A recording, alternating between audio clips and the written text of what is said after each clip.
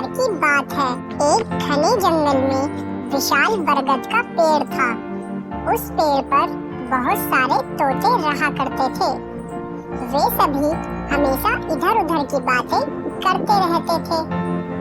उन्हीं में एक मिट्ठू नाम का भी तोता था। वह बहुत कम बोलता था और शांत रहना पसंद करता था। सब उसकी इस आदत का मजाक उड़ाया करते थे, लेकिन वह कभी भी किसी की बात का बुरा नहीं मानता था।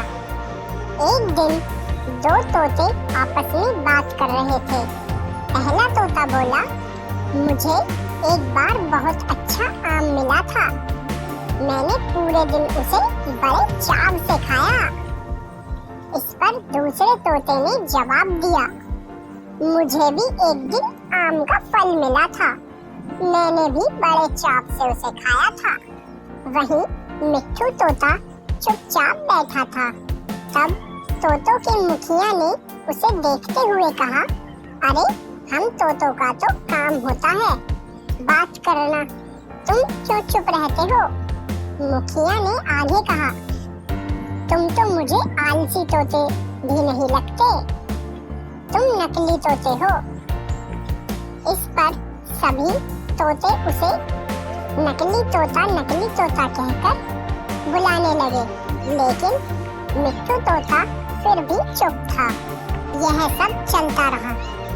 फिर एक रात मुखिया की बीवी का हार चोरी हो गया।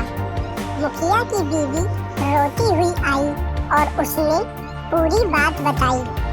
मुखिया की बीवी ने कहा, किसी ने मेरा हार चोरी कर लिया है और वो हमारे ही झुंड में से एक है। यह सुनकर मुखिया ने तुरंत सभा बुलाई। सभी तोते तुरंत सभा के लिए इकट्ठा हो गए। मुखिया ने कहा, मेरी बीवी का हार चोरी हो गया है और मेरी बीवी ने उस चोर को भागते हुए भी देखा है। वह चोर आप लोगों में से ही एक है। यह सुनकर सभी तोते हैरान हो गए। मुखिया ने फिर आगे कहा कि उसने अपने मुंह पर कपड़ा बांधा हुआ था, लेकिन उसकी चोंच बाहर दिख रही थी और उसकी चोंच लाल रंग की थी। अब पूरे झुंड की निगाह मिट्ठू तोते और हीरू नाम के तोते पर थी, क्योंकि झुंड में केवल इन्हीं दोनों की चोंच लाल रंग की थी। यह सुनकर सभी मुखिया से चोर का पता लगाने के लिए बोलने लगे, लेकिन मुखिया ने सोचा कि ये दोनों मेरे अपने हैं, मैं कैसे इनसे पूछ सकता हूँ कि तुम चोर हो क्या। इसलिए मुखिया ने एक कौवे से इसका पता लगाने के लिए मदद ली। असली चोर का पता लगाने के लिए कौवे को बुलाया गया। कौवे ने दोनों तोतों से पूछा कि तुम दोनों चोरी के समय कहाँ थे। इस पर हीरू तोते ने जोर जोर से कहा, मैं उस रात बहुत थक गया था, इसलिए खाना खाकर मैं सो गया था। वहीं मिट्ठू तोते ने बहुत धीमी आवाज में जवाब दिया। उसने कहा, मैं उस रात सो रहा था। इस बात को सुनकर कौवे ने फिर पूछा, तुम दोनों अपनी बात साबित करने के लिए क्या कर सकते हो? इस पर हीरू तोता फिर बड़ी तेज आवाज में बोला, मैं उस रात सो रहा था, मेरे बारे में सब जानते हैं। ये चोरी मिट्ठू ने की होगी, इसलिए वह इतना शांत खड़ा है। मिट्ठू तोता चुपचाप खड़ा हुआ था। सभा में मौजूद सभी तोते चुपचाप यह सब देख रहे थे।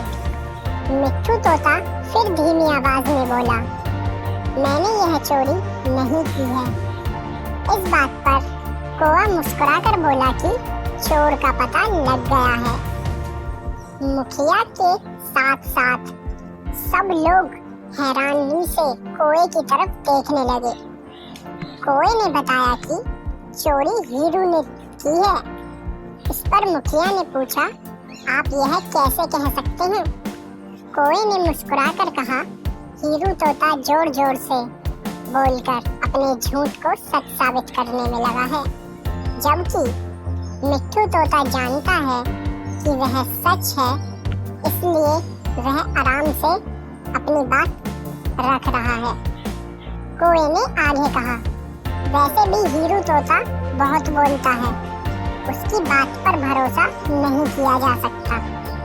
इसके बाद हीरू तोते ने अपना जुर्म कबूल कर लिया और सभी से माफी मांगी। कहानी से सीख, कभी कभी ज्यादा बोलना भी हमारे लिए हानिकारक होता है।